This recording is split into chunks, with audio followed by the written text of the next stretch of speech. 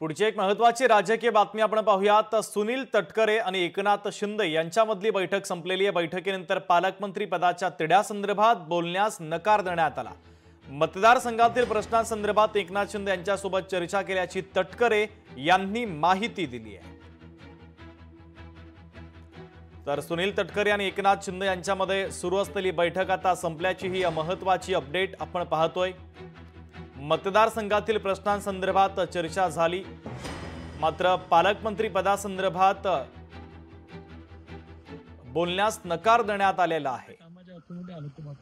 रायगडच्या पालकमंत्री पदासंदर्भात काही चर्चा झाली का? मतदारसंघातल्या काही कामाच्या बाबतीमध्ये बरेच भेटलो नव्हतो, भेट झाली।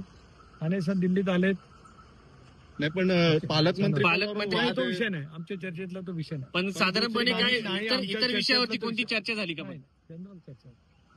हॅलो, लोकशाही मराठी ऐका, पहा, जागरूक रहा।